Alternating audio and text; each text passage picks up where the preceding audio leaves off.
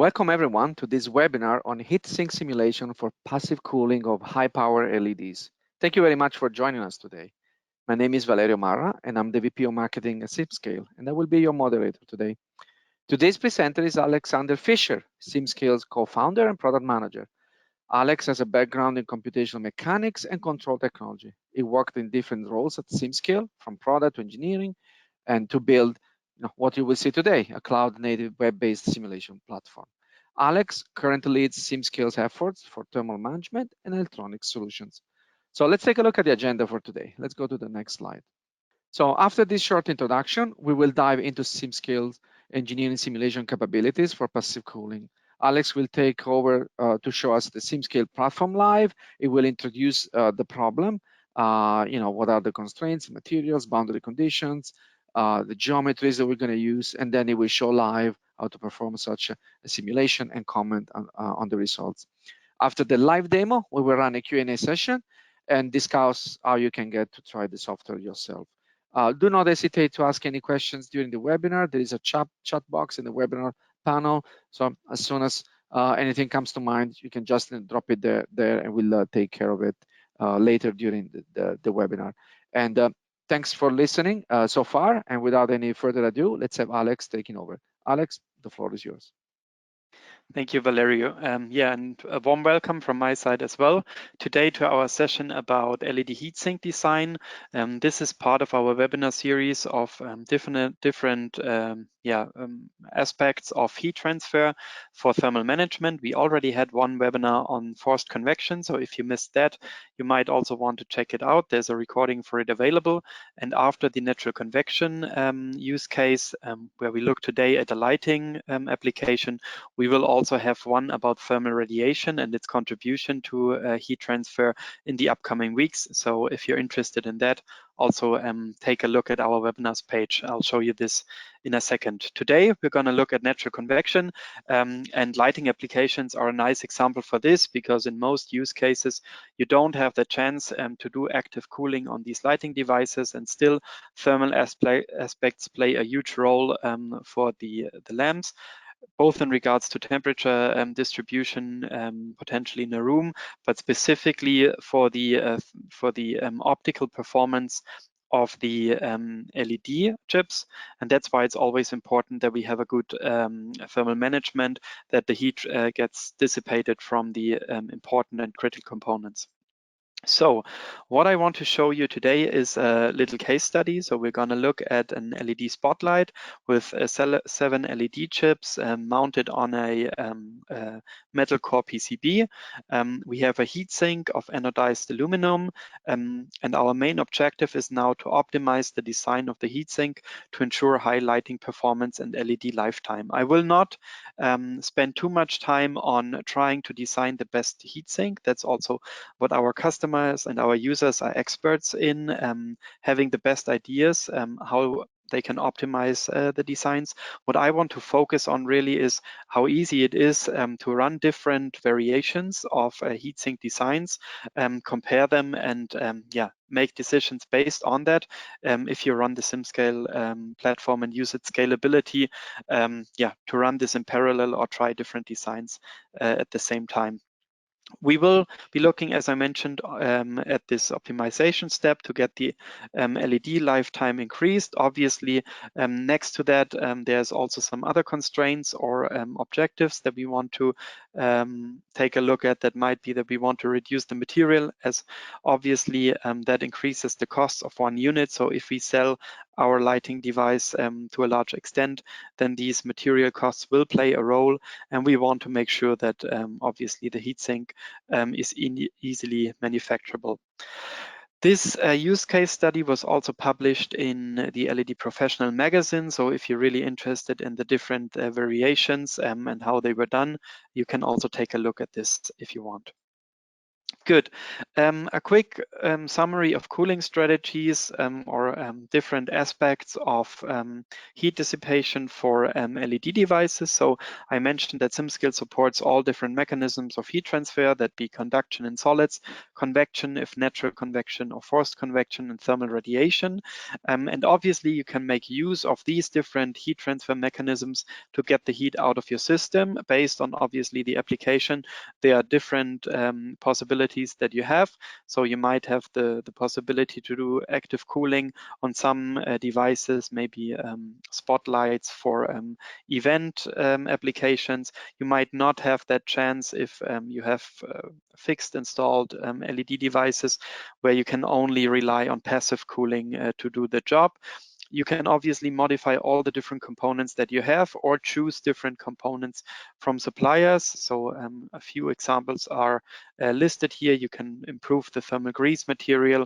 You can work on the heatsink or on the surface finishing of the heatsink. That would be really targeted towards thermal radiation. And I mentioned already the potential to do active cooling in some of the applications. Today, we're really going to look at the natural convection case. Yeah, and also a quick look at why the cloud is so well suited for doing CFD, specifically for electronics and lighting applications. The point is simply that you have many parameters that you want to take a look at and that you might want to combine to not just find the best solution, but also a good solution that is from a cost perspective fitting for a business case. So that's why you might want to play around with all of these parameters, and you easily get now kind of a matrix setup where you want to see where's really your sweet spot based on these different material setting, heatsink designs, or different components that you want to choose. And Simscale allows you, with access to the cloud, that you essentially reduce the runtime that you need for all of those simulations that you would be interested to be just the runtime that you would usually require for one simulation, as you can just simply run all of these in parallel. And that makes it very helpful for design-heavy industries. And electronics definitely are one of these use cases. Today, we're going to look at an LED spotlight. As I mentioned, you can already see on the right-hand side some colorful pictures. So some results, 3D results that you get out of such a simulation. We're going to look at how hot the chips are, but we also want to look qualitatively a bit at the flow field. So does this work as we expected? Does the flow really get into these heatsink fins, and does it really transport the heat away from the critical components as if we want it to happen? I showed you the model already. Here's some more details in regards to the geometry. So we have those 7 chips. We have the PCB, as mentioned, just a 2-layer metal core enforced PCB. And we have the other components that might play at least some role in the heat transfer. Some of the smaller components are already removed for simplicity within this webinar. Obviously, you could also upload a more complex model and simulate that on the platform. Here the different materials are mentioned. So we have a glass front, we have aluminum heatsink and the chips. That's probably the most important components. The material parameters really are relevant, and those come obviously from the users. You might, for some of them, refer to your suppliers. For thermal grease, for example, and others you might want, from your manufacturing purposes as well. We will look at different variants of the heatsink. So we will look at the 2 right ones here, so kind of thickening up those heatsinks a bit, but not changing the number of heatsinks. It doesn't really matter. So you can obviously run many different variations. You can even parameterize your geometry if you want to do that and then run this in parallel. Or if you have an application where you really want to go into details and run maybe a high number like 20, 100 different variations, there's also the possibility on Simscale to run such a simulation completely via our public API. That would then mean that you don't have any manual interaction with the different variations. Otherwise, it's quite easy to make a copy of one simulation and just replace the geometry. That's one of the workflows I will show you in a second on the platform. Good, and that's what I mentioned. So we're gonna jump over now to Simscale, our platform. I'll show you first quickly what I mentioned before, that this is just one part of a longer webinar series. You can see today's event about passive cooling. We already had 2 or 3 weeks ago on February 15th a webinar on forced convection cooling. There I did a bit of a longer introduction to the platform, so maybe you also want to look into this. I will keep it today a bit shorter to not repeat too much for the part of the audience that already joined this webinar. And we will also then schedule here the third session that is on thermal radiation once the date is defined. So feel free to take a look and join also then the third session. What you can see here is right now the public projects of Simscale. I cannot show you my dashboard simply because there's many customer projects in there that are obviously private, but this is how a dashboard looks like. So you have the different projects that you might want to access. Now these are all public projects from other users. This is also how your team can potentially interact with Simscale by creating templates that somebody then can copy and work on those. I did this in the case of our LED spotlight as well. So I'm now jumping onto the platform. The first thing I want to show you is inside the workbench that we still here have a URL on top. So I'm just in my web browser. This is Google Chrome. And I need a standard internet connection, but that's all I need to access Simscale. And I will now, to make this look a bit nicer, just switch to full screen mode, but I'm still obviously in the web browser accessing Simscale. What we can see here is our workbench. I opened up directly the results of one of the simulations. The fluid parts are here hidden. I will show them in a second. We just look at the solid parts, and we have here a standard temperature plot. So trying to mimic the thermal imaging with a temperature scale, you can see we have the hot chips, and we have here the other components that participate in the heat transfer. So everything is centric to the 3D viewer. But before we dive into details of the results, I would first want to give you some insights to some special cases of Simscale. You see the project name on the top left here is called LED Spotlight Copy. So I just copied here a template from a colleague of mine who created this project as a demo project so that I can now show it to you. So that's also how you can use projects as a template for your own simulations. Or you can create templates for your colleagues. Maybe the applications that you're running are very comparable, and that might be helpful, right? Because you might have all of the settings already predefined, and they can be just filled by a different colleague when running a new iteration of a design. Next to this, you see a little icon that says that my project is private. That obviously is also true for you if you're a paying customer of Simscale. Everything you do is completely private, except if you choose to not do so. So you might want to share your project with colleagues of yours. There's also the possibility to have projects shared within a team as kind of a standard setting. And you can use this mechanism of sharing a project to collaborate with our support. So if you run maybe into a problem or you have a question how to model something or how to set something up, you can share your project with our support. And then one of our application engineers will jump onto your project. You see on the top right my icon. So if I would be helping you on your project, you would just see on the top left my head appear, and then you know that somebody from the team is looking at your project and will help you. The best way to reach out to us, you can find here at the very bottom. So there's this little speaking bubble, and you can see that you can contact here directly our support. We do not have a support ticketing system where you send an email and then wait for some feedback. You can directly interact with us, ask a question, and we will get back to you within a few minutes, and then you can discuss your matter or jump onto a call if that's preferred by you. Good. That being said, I would then show you some insights to the results of this simulation. So kind of today we start from the end, and afterwards I will give you some insights of how to set up such a simulation. And at last, I will show you how you can now make modifications potentially to your geometry. So a new design iteration and what that means then for running a new simulation and then have comparable results. After that, we will jump back to the to our slides, and I will give a quick summary before we get to the Q&A session. Okay, good. So what you can see here on the top left is that we have here a geometry section. So I uploaded a couple of models here. You can see now a flow region around the model. We have here a quarter model of the LED device simply because it's symmetrical. So we save a bit of computing resources. If that's possible, that's always a nice thing to do. You see here our heatsink. We have also an internal flow domain. Let me also hide this. So you can see our LED chips, some of them being split due to the symmetry and the interior chips being complete.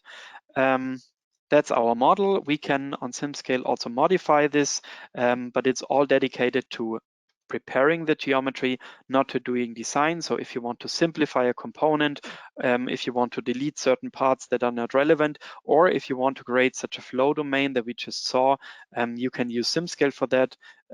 Otherwise, you can obviously do design iterations then on your tool, bring that back and run a new simulation on the modified geometry.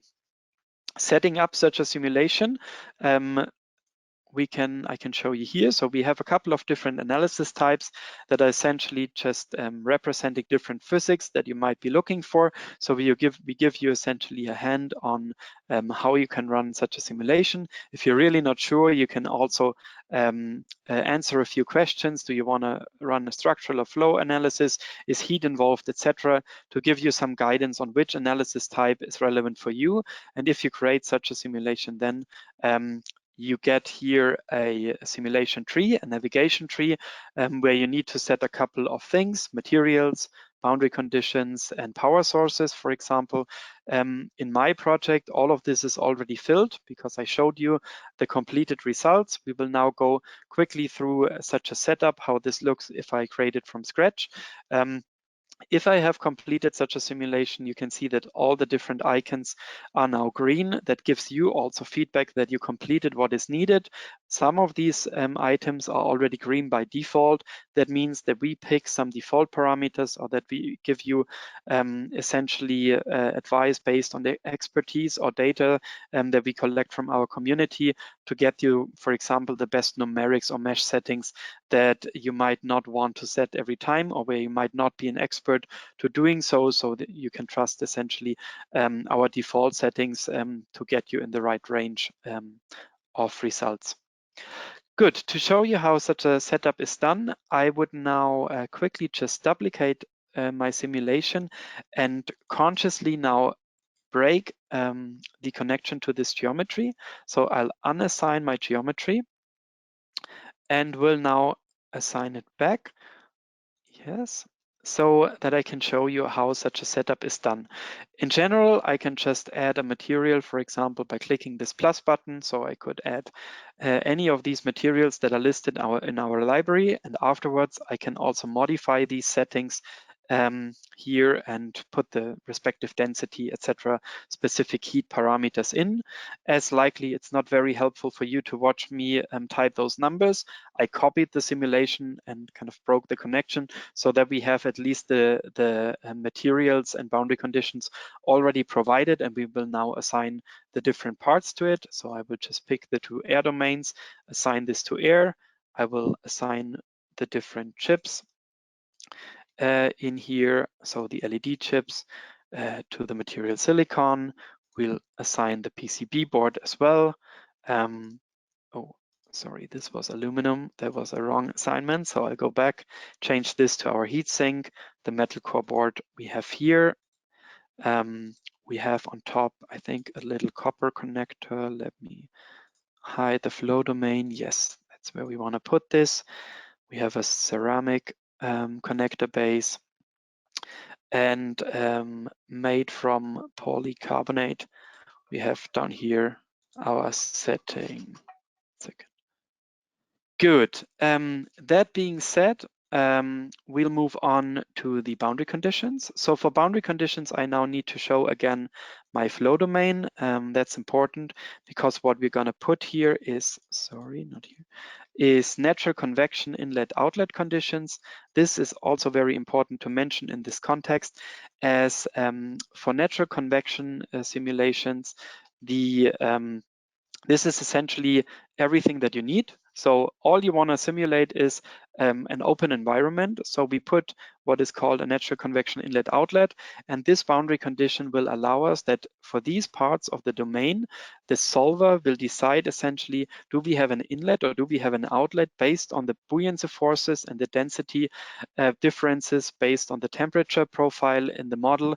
Then essentially there will be some flow evolving, and it's automatically defined where kind of heat gets pulled in and where it moves out of the system. So that's very easy to set up. Here we have also symmetry boundary conditions as a default on those faces. I could also define those by hand by adding a wall and saying this is a symmetric case. Good. As last setup that is definitely required, we will look at our LED chips. So let me hide this.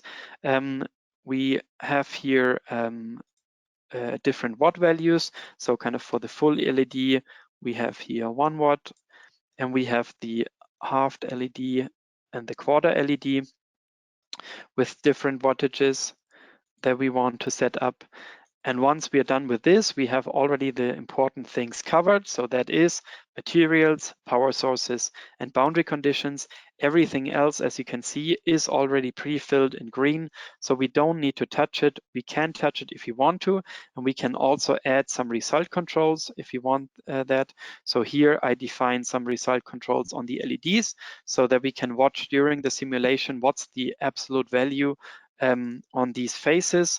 So that's just optional settings that we can add, but it really helps us understand where kind of ballpark wise we stand with the simulation. I'll show you this when we look at the results as well. Good, that's a completed simulation. So we're ready now to run this. And we could then, if I open up the completed simulation, look at what this means when the simulation is finished. So in our case, such a simulation takes 40 minutes, 2.7 core hours. We automatically pick on which instance in the background this simulation is run. That's an expert setting. If you want to override it, that's also possible.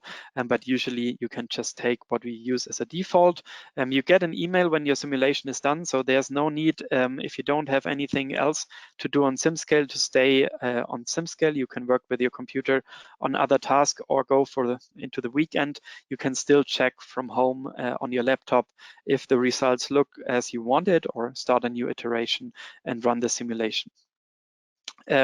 Once the results are in, we can also look at these temperature plots that we defined beforehand. So I created a surface result control item.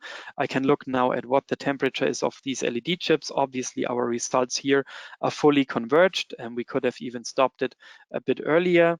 And if we look into the solution fields again, we now get a temperature of max 360 Kelvin. So that's quite hot for an LED chip. For this design, we can also show here the flow field if we want to. Let me quickly do this. Oops. So if I show the flow region again, oh, this is in temperature. I didn't want to do that. I'll just be showing this in a cut plot. So here now we see next to the temperature on the solid parts, we now see the velocity magnitude. We clearly see that here the heat gets convected to the top side of the LED, and we can also show the flow field if we want to with those little arrows. So even inside here in the little small domain, we can see that there is some convection happening, obviously. But the important part for us is how does this work inside? So how does it work between the heatsink fins? So for that purpose, if we want, we can also hide the solid parts and look essentially what are the velocities within these gaps? Is that as we expected it, or do we have by far too low velocities compared to, for example, a design that has more heatsink fins or that has a thicker geometry? So that's what we would be looking at in general in regards to results. And what I want to show you next is how can I now do a next design and just do exactly the same on this new design as well. So we'll jump over quickly to Onshape. I'm not sure if you know Onshape. It's essentially a very similar concept as Simscale, so a cloud-based tool, but it's really used for CAD. So here I have the geometry that I have just shown you. I'll be hiding the flow region for a second. So you see that this is exactly the same model that we had before. I just simply created the flow region already in here. We can also isolate this one so that you can, maybe one second. If I, oops, no wait. I can see the sketch, sorry. Now I can isolate this part as well. Show all, hide the sketch, isolate this part, and then we see that we have here the geometry nicely cut off of our flow region. And what I now did for a second design was simply saying, I want to modify the heatsink fins of my geometry. So I'll just hide the flow region again. I created this operation, move face. So I moved it a little bit, thicken it up to be double the size that it was before. And then there comes an important point. I moved this operation, move face, up in the history tree. So essentially that the Boolean is again cut correctly so that we have the correct flow region representing this new design iteration of the model. How this looks on Simscale again is we have our LED spotlight version 1. That's the model with the thin fins. We have our model with the thick fins here as well that I just created. If I now take the setup simulation from the model with the thin fins and I just copy this simulation, click duplicate, I'll have again the complete setup done. I'll go to geometry. That would be now your workflow if you thought about testing this new iteration as well. I'll click exchange the domain. What you see is that now the contacts between the different parts of the geometry are now recalculated because the geometry changed effectively. That's already done now. But you can see that all the different assignments for the material, all the boundary conditions, also the advanced concepts of power sources are kept. Also the different assignments, like for this heatsink, for example, that surface that really changed also is still assigned. So that would mean if you want to run now a second iteration of this heatsink, we just replace it, click start, and we can do this within a couple of minutes and then compare the results. So that's really helpful if you want to run many designs or if you want to iterate step by step over different iterations and run those, then this is a great workflow for you. That being said, I would now jump back to the slides. Obviously, if there's later on questions regarding the platform, we can also take those and maybe even jump back. But for now, I would give you a quick summary on the results. I didn't want to go through many details now on the platform. So let's take a look at some of the interesting facts that you can derive out of such a simulation. Obviously, we can look at the temperature distribution in the spotlight. We can see that usually with a PCB, it is a challenge to get the heat out of the system. Obviously, there's low conductive layers inside of such a PCB. That's why we're using with LEDs often metal core PCBs, but that's one of the parameters where you can try to increase the thermal grease, or you can work on different materials, or you can work on different LED spacing, for example, on the board to try to optimize the heat flow out of the system. The same applies for qualitative results. So we can look at exactly where do we have good, high, low velocities? Do we have recirculation zones that are unexpected and shouldn't be happening? What are the design parameters that we can change to prevent this behavior? So we can look at the results both on a quantitative and a qualitative base. The same for the results. I think that we mentioned already, right? So we can go over this. This is just looking at the maximum temperature of the LED chips. And obviously we can compare different designs. We only look now at two. We simulated beforehand all three different heat sinks. You can see that for some of them you get specifically higher temperatures, even though it's harder to manufacture and has a higher material cost. So obviously it made sense to change the design here and look in a side-by-side comparison what makes the most sense for the design and how can we potentially optimize it further. Yeah, and a last look again at the qualitative design. So here we looked at the different variations, and you can see that what you want to achieve with those heatsink fins obviously is optimize or increase the surface area for the convectional flow, but the convectional flow or kind of the heat transfer based on the convectional flow is not just dependent on the surface area, but also on the heat transfer coefficient, which is calculated automatically if you're on a CHT simulation that I have just shown you on the platform. And these heat transfer coefficients mainly depend on the flow speed that develops within these heatsink fins. And you can see in our original design with those many heat sinks clearly that in a lot of the surface area that we have on these heatsink fins does not even really get captured by a high-speed flow. High speed, obviously, in natural convection cases, being way below 1 meters per second, usually something between 0.1 to 0.5 meters per second that we reach with passive cooling. But you can see that here in the interior regions, we have very low velocity. So these parts barely contribute to the heat transfer. So it's more beneficial to at least increase the spacing between the heatsink fins a bit in our design. And you can see the different critical LED temperatures also plotted onto just a chart. You can export or download all the results that you have on Simscale, so screenshots, animations, 2D data, and use it in whatever tool you want to like for reporting to your management or your customers or just for referencing purposes. Good. That being said, a quick summary. So we've seen it's very important to do thermal management for LED devices. We know that the optical performance is very dependent on the junction temperature on the LED chips. Essentially, a few degrees of Celsius lower temperature on the chips can mean a couple of thousand hours of extended lifetime, depending on the optical performance that you need. That might be very important for many use cases, street lighting, etc. So it is important to think during the design phase how you can optimize this. And the good news in this is that CFD is really a great tool, and specifically cloud simulation empowered by Simscale allows you to do this in parallel, easily accessible, and simulate as many designs and variations as you want.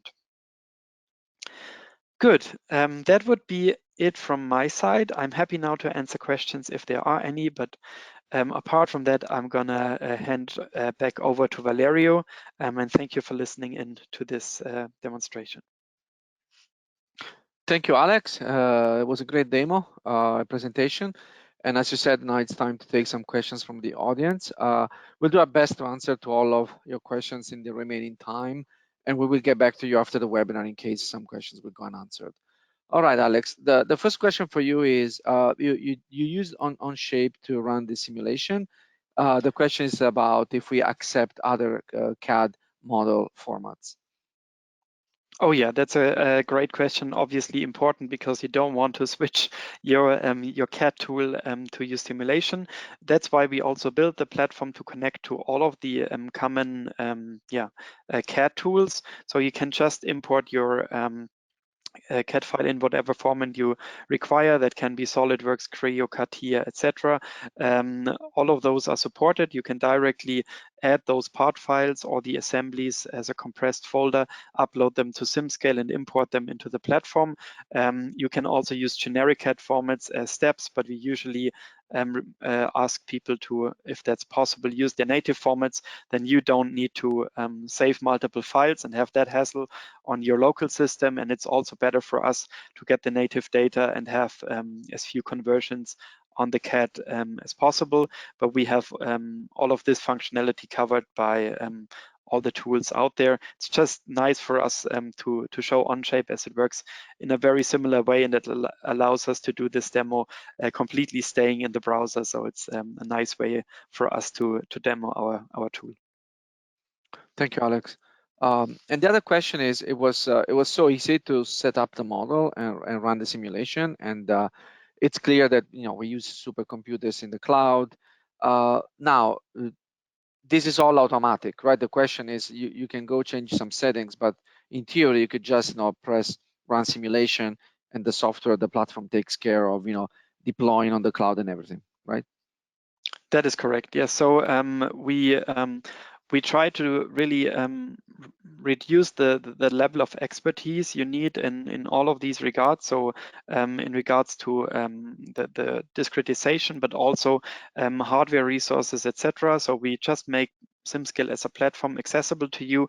What we really require from you is your expertise in the design, obviously, and the input for the physics around your application. So the material settings, etc.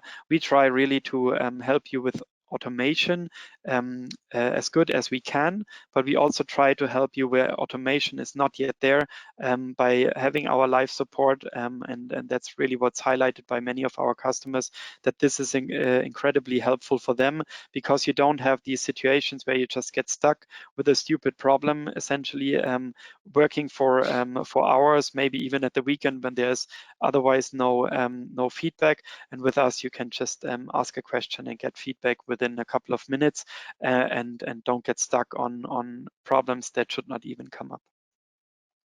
Right, thank you. And then another question is about sharing the simulation. So you mentioned the in-product support, but how does that work if you have to share it with other colleagues? Do you have to move files around? How does that happen in Simscale? Yeah, so sharing is really just happening by mentioning the username or the email. So if you're maybe comfortable with using Google Slides or Google Documents, it works actually very similar to this. So you don't need to send any data around. It's just stored on our servers. So you can access this essentially from any place, but you can also give access to your colleagues or to your whole team in whatever scenario you want to, right? So you also don't need to take care of all of this data handling and storage.